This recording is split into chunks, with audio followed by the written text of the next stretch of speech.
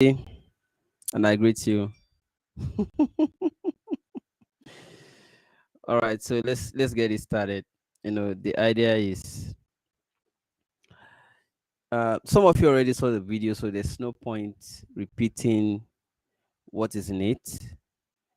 Ashewaju Bola Ahmed Tinubu was in Ogun State to woo delegates, and in the course of it, he made some statements that a lot of people found offensive. Some are also still trying to defend it, offend and defend. Should you get. So we are just here to say, okay, fine, let us make objective analysis of it and the situation. So he made quite a number of statements, and it's nice. So we are happy that finally, at least one of the problems of the country since 2015 is now getting resolved. These people will just be in their own confine, enjoying themselves, watching all of us, being happy, instigating and even inciting more people, and they never honed up. If you have listened to controversies about, oh, you brought Buhari, including me, we don't know anything about how Buhari take come. They accused me, say she been on bring Buhari. So I remember that I supported Shore in 2019, and it was because I did my analysis and said, well, since we are all tired of APC and PDP, we just needed, somebody or a new set of entrants into politics to take over. So I followed Kingsley Mogadu, Shore, Fela Durotoye. What were we looking for? A new set of ideas and people to lead the country. And guess what? By the end of my analysis, I said, okay, I think Shore is the person I personally chose to support. You know why? Because I felt it was the person who was clear-headed and knew what we needed. Face all these cabals, challenge them, and if we all support you, you can take them out of the way, and then we can start having a country for the first time, because we have never had a country. We have only had a business enterprise. Okay.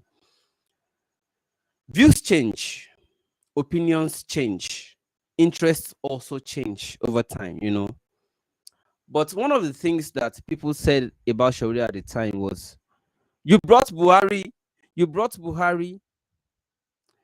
and then we started watching it. Sharia brought Buhari. How? Can you show us how he brought Buhari? I wasn't trying to defend Sharia. I was only interested in at least seeing an evidence that Sharia was part of those who brought Buhari. No one has been able to. Be all just, rigmaroling, blabbing and all that. Okay, fine. Sharia then came out because we started bombarding Sharia too. What role did you play in Buhari's emergence? And Sharia said, but some of you know these things. I wasn't physically present in any of his campaigns. I didn't give any hotel to him. I didn't give him jets to use. I didn't buy phone for him. I didn't contribute money for his campaign and anything. The only thing I was doing, what I had been doing even before 2015, which is any government in power, whatever they are doing that they are not doing right, I report what they are not doing right. That's all I'm doing. So people said because I was reporting the incompetence and corruption under Jonathan, I'm therefore responsible for bringing Buhari. So that defense or response provided by Shore to me was convincing enough. Truly, I didn't see him participate in any campaign. I didn't see anybody present evidence that he was paid to write against anybody. Because even before Jonathan came, Shore presented evidence that he had been reporting against he reported even against Yaradua. the Yaradua cabal, the Turai Yaradua cabal, that did not want Jonathan to take power after Yaradua's demise while in office, So, but let's leave that. Finally, Tinubu has come out. Asiwaju Bola Ahmed Tinubu has come out to claim responsibility for the emergence of President Muhammadu Buhari. I'm not saying this topic is not about whether Buhari performed well or not, okay, or whether he. This topic is about who brought Buhari. Now that Asiwaju Bola Ahmed Tinubu has openly others that we have tried to heap blames on since the past for bringing Buhari, and I've said, can you show me my role in bringing Buhari? And we cannot. Now somebody has come out to take responsibility for being the said Buhari. Now, can we now start facing front? Now that Tinubu has claimed, Asiwaju Bola Ahmed Tinubu, former governor of Lagos State, national leader of APC, and a presidential aspirant on the same platform for 2023 presidency, has claimed responsibility. What should we then start doing? Now, Tinubu has claimed responsibility for bringing Buhari. Funny enough, the same people who were trying to heap the blame on Showore are now supporting Tinubu. I'm just wondering the kind of psychology Nigerians run it. So I don't want to say reverse psychology, because even if it is reverse, it will still be on a one-way fashion in the opposite direction. But this is not reverse psychology. This is confusing psychology. The same set of people who are heaping blame on others that were not even present at any campaign or rally or gave anything to, or even made a post to say support this, are the same persons who are saying, Shebi Tinubu, we all know that Tinubu brought Buhari. Why is Buhari not trying to pay Tinubu back? And I have the following questions. Number one question is, if Tinubu is trying to say the reason he deserves to be president include number one, that he gave Buhari platform and that he has made many governors, senators, and all that. He has built people. That's number one premise, that he wants to be president. Number two is that he gave Buhari platform and they had an agreement, and as such, Buhari was supposed to reciprocate. Number two premise. I want to talk on just these two premises for today. Number one premise, you made people. You made people. The people you made, list them, name them. Okay, let's start with yesterday. Yesterday in Ogun State, Abi, you said a lay. The only reason a Tinubu will call a sitting governor a lay was because that guy does not want to support him. So I'll start with Dapo Abiodun. Why is it that Dapo Abiodun you made not willing to support you? That's one. Should we list others? Okay, there's Fashola, there's Ambode, there are other allies, including the likes of Lai Mohammed, there's Mamora, Abi. There are many of them, including in those states, Akeredolu. There are so many. Why are all your allies not supporting you? If we are to give opportunity to these allies to come out also and speak. Yeah, thank you. God bless you, Bajabi Amila. Keep the names coming. I'm interested, Keep the names coming. I like it. Keep the names coming. Keep the names coming. Bajabi Amila. Okay. Yeah. Also in Osun State. Keep the comments coming. Let's make it interactive. If all these names that you have supported or helped or built in your own case, including Osimbajo, would rather contest against you than back you or support you when it is now time for you. If that would be the case, therefore, what are you doing? Are you actually helping these people? Are you actually building them, or are you just using them? That's number one question. Perhaps these people felt used, because it couldn't have been only you who single-handedly created the individual, impregnated their mother to give birth to them, send them to school, made them whatever they are before you found potentials in them to call them on, right? That's number one. You can fault it, it's fine. And I'm not against Tinubu in any case. For me, as for me, I no longer have sentiments about who becomes president or governors, because they are all still about businesses anyways. We are just analyzing. Now, so when you look at these things, if these people are supposed to support, but instead they are opposing you, what then could be wrong? What then? What then?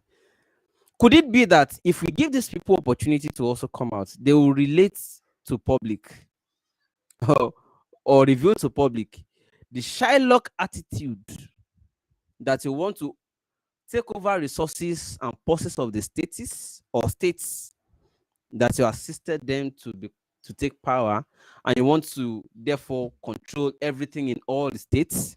And they were like, no, I can't be governor and not be governor. There's an instance where they can make you governor, but you are not the governor. And people are like,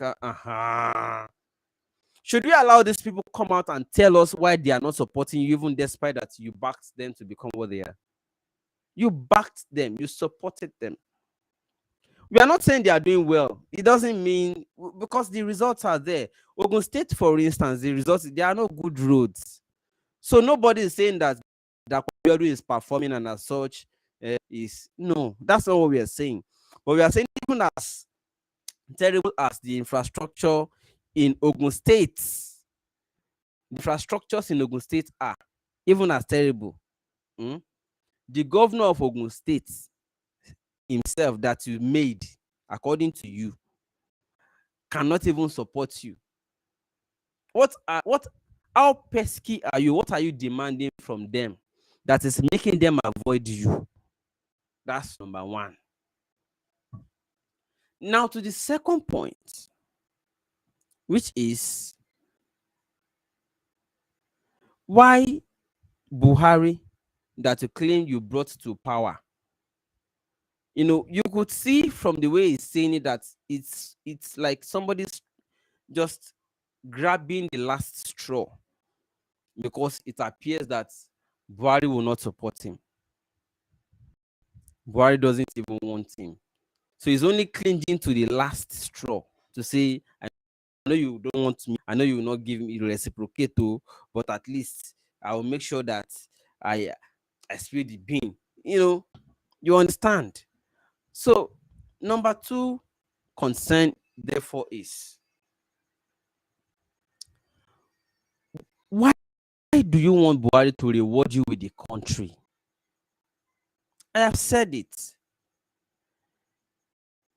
If presenting the platform was all that was needed, why therefore was it that after you presented the party platform and presented Ribadu, you did not win?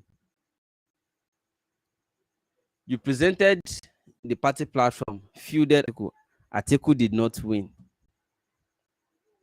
Abi, you now saw that there's one man that was always getting votes volume of votes from the north, and you also needed the north. You now said, oh, let's partner.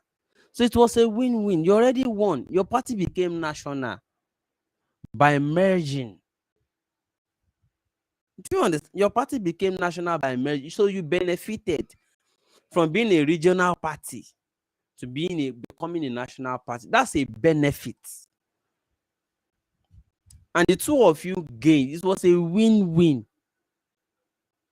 So if you are now saying that the reward you want, therefore, is that they should give you the country when that man finishes. That man himself did not even perform well. It's not as if you are siding Buhari. Buhari did not perform. In fact, Buhari dived the nation even deeper. He sank Nigeria. Where was Tinubu's voice, by the way? Because these were the things we were saying. We said all these things will count against you, but you didn't take these things seriously. That when Nigerians were saying, oh, these people are invading our lands and territory, like, rather than come out and let your voice count, there was no Southwest then, Abi. The question is, where at that time was, where are the cows? There was no Southwest then, Abi.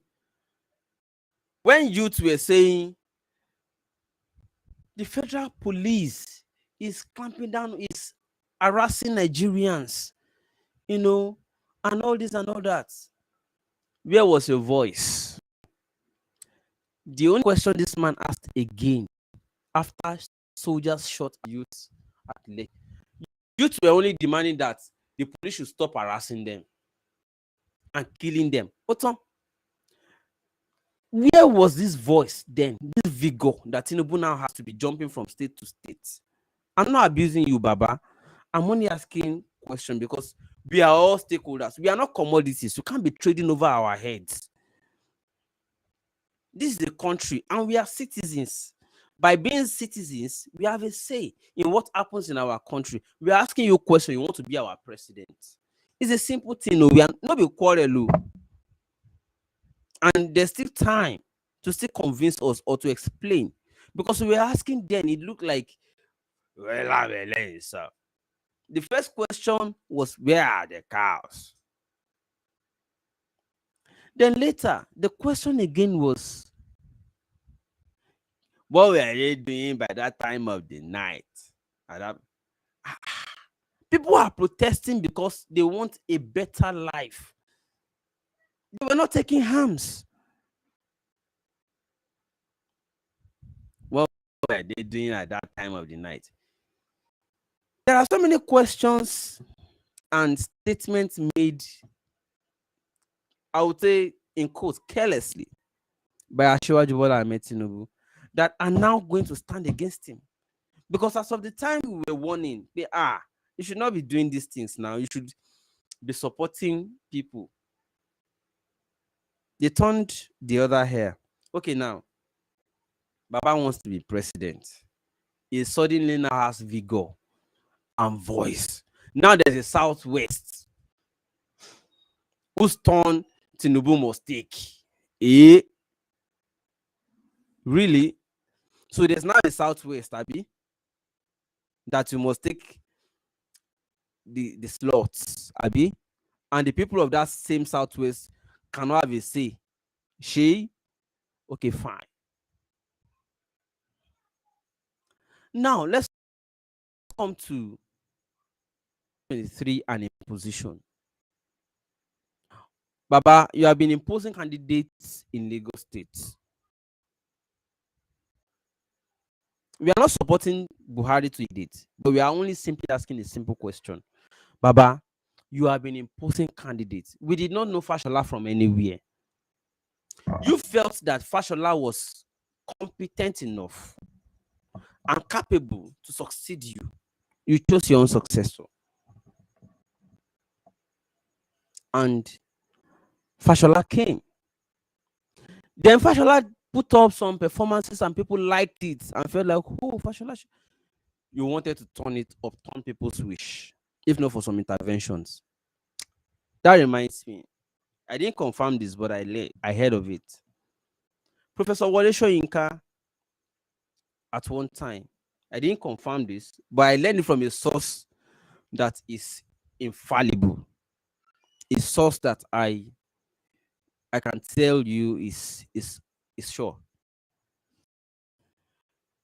Professor Wole Soyinka visited Tinubu, Asiwaju Bola Ahmed Tinubu, and on getting there, he had met one man who was panting at the door, saying, "Ah, please let me beg him.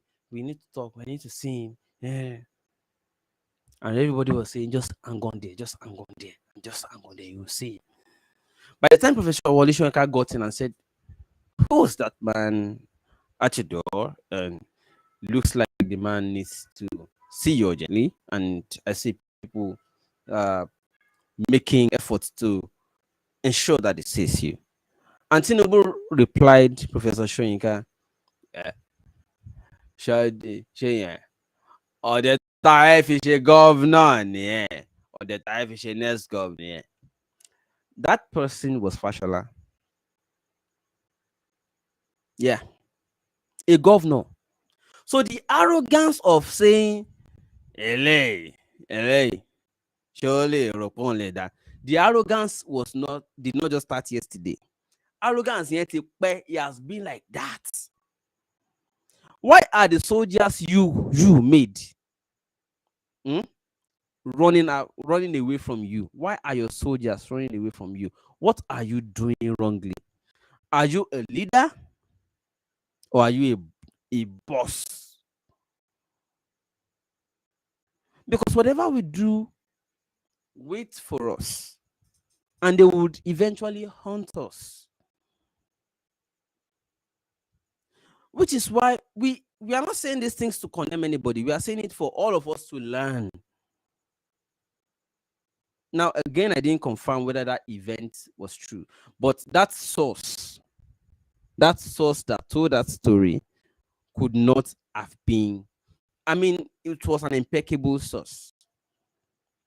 Professor Soyinka was, you mean somebody who would eventually become the governor of a state as huge and as important as Lagos is who you refer to, panting at the door there as or there.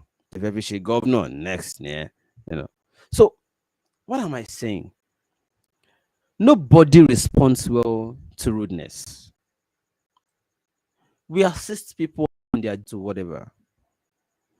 But the merchandise politics of acting as though we are slave masters to everybody in the country, community, city, or state, society at large, belongs to the past. And the world has since moved to the front, to the future. So we are left behind. So we need to move forward. We need to move past, move beyond all these kinds of, barbaric political strategies or styles. I just want to plead. Asiwaju Bola Ahmed Tinubu, check within. Check again. What are you doing wrongly? Why are you building people and losing them? Kò lè jẹ́ ègún. I do not believe so. Kò lè jẹ́, it can't be spiritual or mythical as such. I think it's more of personal attitude that we need to just check. Because I also understand that to a large extent, there are people who belong to the political opinion that once you get to an office, that it is necessary that you first, weaken your allies so that people who help you to power, you must first weaken them. This is why it really didn't necessarily need to allow one person to become governor twice. Because the moment you sit tight, you might demystify that godfatherism in Tinubu. which was why he tried to do it against Fashola, and then he did it against Ambode. And now, because of his own ambition at the federal level, he couldn't do it against um, Sanwo-Olu. Now, from the feelers, once Sanwo-Olu gets the second, he may begin to also unwind. And Lagos is also out of the hands of the Jagaban. I know quite a number of people are waiting for that time. I understand. I'll read the comments. Don't worry. I'm just slow pacing because of what I'm saying. So, gentlemen and ladies, now that Asiwaju Bola Ahmed Tinubu are taking responsibility for bringing Buhari, can we now already start clearing the hair? That it is not necessarily the Showres and all who brought Buhari, because they never even participated. Showre had been doing his own thing since in fact since anti-military up to up till anti third term of the OBG Obasanjo, you know, up to anti Yaradua's cabal, up to anti Jonathan. So when I hear people, or when I read people saying, "Oh, it's Showre that brought Buhari," and you ask them for evidence, they'll say, "Hey, this is really Sahara reporters. Give us a link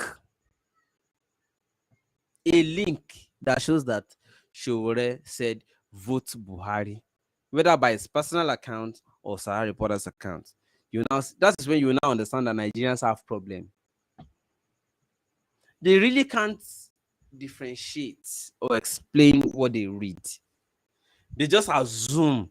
They have made so many assumptions for us. So I sometimes I just pity Showre, because even for me, this small me, as I did here, when I explain the reason why Igbo should not do it this way but this way, they say, "Oh, you are a Fulani slave," or "You have been paid." They just bring also. They won't even listen to the premise. And I understand education in Nigeria has been bastardized. You don't even understand what you are saying first, at least to comprehend it first. We don't get to see all of that again. You understand? They don't even understand it. They just assume this is what you're saying and just conclude, "I don't want to hear." And at the end of the day, they'll still end up with another hero. It will now take too long before they come back to understand, "Oh, we misinterpreted it at the first instance. Why didn't you comprehend?" Now, when we say fund education, you see, when we say fund education, and you feel kokaye, you feel it doesn't matter that government should fund education, you see, don't you see it is affecting the way people are interpreting simple stuff? It's affecting the way people interpret. I'm not saying vote Showore. That's not what I'm saying, because they will interpret it again. You see, I'm not saying vote for Showore. I'm only saying at least understand what he is saying first. I tell you, understand there, no. Oh, also buy, then alienate. If you don't understand any question, isn't that why in classroom lecturer will say ask question? If you don't understand anything, ask. They will not understand though. They'll just assume and just rush in. They are looking for magic. You know, they are looking for magic. Oh, Shebi, you say you are against Yoruba nation. And I said, give me a link where I said I don't support Yoruba nation. One link. Till today, they have not presented one. So I pity. So sometimes I just pity the likes of Showre, that people misinterpret anyhow. And that does not even exclude Showre supporters. Some of them are also in the same category. One of them messaged me one day and said, I'm disappointed in you. How can you be supporting Tinubu? And I said, give me a link to show that I supported Tinubu. You are a disappointment. Give me a link. It's a show supporter. Because I posted a video. I think the person now went back to check the video and saw that it didn't mean an endorsement. It was a video of Osinbajo praising his master,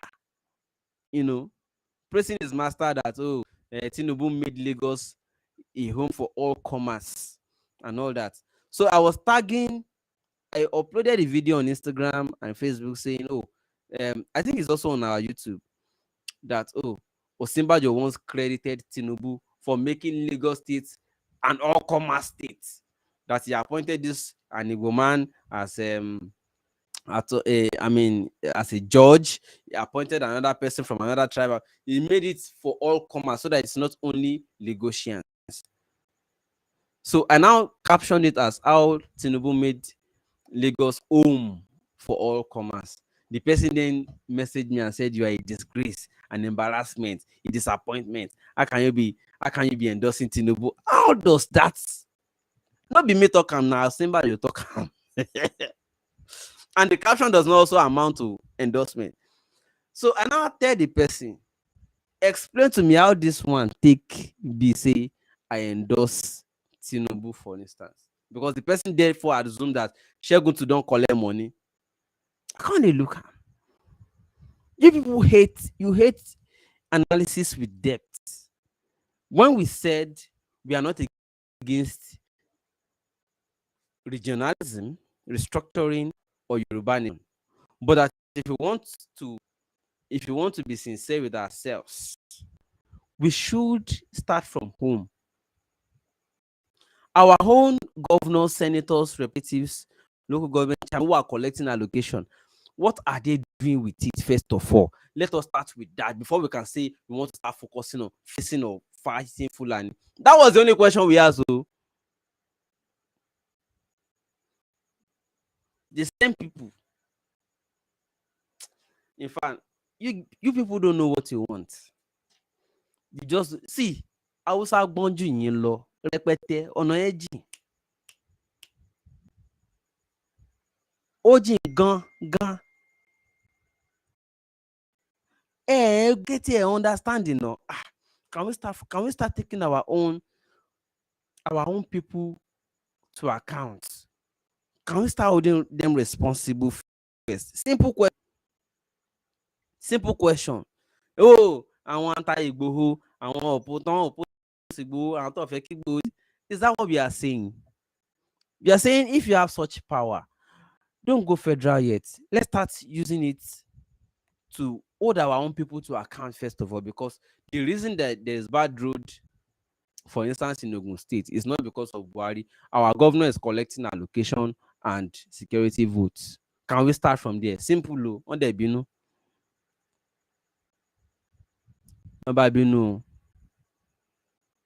Do you understand it? So we need to make sure that we clearly understand points first before we start attacking people. So now that Tinubu has claimed responsibility, all the people who are hanging responsibility on innocent people before now, I hope you start correcting the wrong impressions. I do not want to say too much. I should call it a day now. Thank you so much. Bye for Please now. meet Mr. Abiodun Akinyemi, a man who is looking to solve the big chunk of the housing crisis that we have in Nigeria by making affordable, self-sufficient homes. This kind of homes are becoming more and more popular, by the way, because they are efficient and they're environmentally friendly, and then it costs less to make them if you think about it in the long run. Anyway, before I tell you about the smart homes that he's building, let me tell you a little bit about his story. He's based in Canada right now, and he decided to build a house in Lagos, Nigeria, where he's from. But upon making inquiry, the cost of building a house has increased significantly since he moved to Canada. So instead of using concrete brick throughout his construction, he substituted it with laterite, and he was able to save 30% 90% of the construction cost. Laterite has a lot of advantages, by the way, including warming your home during the cold weather, cooling your home in the hot season. It's cheaper because it's readily available. It's everywhere in Nigeria. It has high clay content, which means it can hold more water. Laterite gives you better air quality. So if you build your house with laterite, you can bring in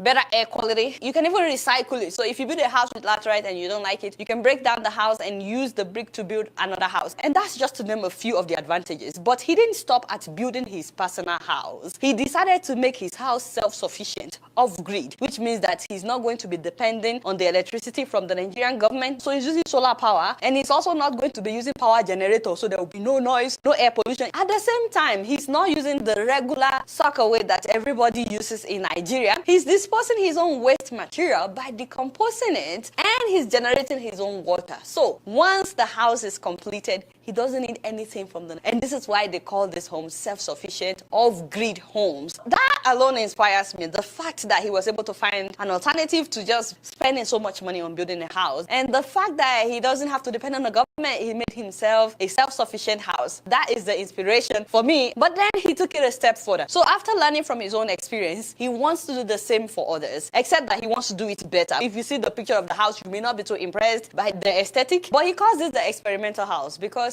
what he has decided to do is to now mass produce this kind of house for other people. In case anybody out there is interested in having a house that will be self-sufficient, he has bought acres of land in Lakwe beachfront in order to construct an off-grid estate. And what you guys are seeing is what he would be constructing. All these houses would not be using NEPA, and they will be constructed with laterite bricks. If anyone is interested, he's looking for 10 people, just 10 people to start out. The price starts at 34 million naira for 3 bedrooms, and you can pay in installments. He has a contract readily available, readily prepared, which you can share with your lawyer to know if that's a good deal or not. I mean, some people may feel like that's a lot of money, but it's a one-time payment that you no longer have to worry about electricity bill. You no longer have to worry about paying them to empty your sockaway and stuff like that. It's a one-time payment that you know that from beginning to end, you know your house is complete and self-sufficient. Anyway, I asked him, by the way, I said, what if someone is interested right now and they decided to pay you, and along the way they decided they are no longer interested, they don't like what they are seeing? And he said to me that your money is refundable, as stated in the contract. He said he will give you back 95% of the money, and the remaining 5% is for administrative charges. He's using a system of interlocking bricks instead of the traditional style of construction. And this system results in a house that is 10 times stronger than traditionally built house, and also more terminally efficient. Each home would have its own fire system and will be conveniently located by a fire hydrant in order to make it easier for fire crews to help just in case of an emergency. We'll be building common areas that will have a gym, a playground, swimming pool, ball courts, grocery stores, and so on and so forth. And more importantly, the houses in his estate will reduce global warming and human carbon footprint. So guys, if you're interested, please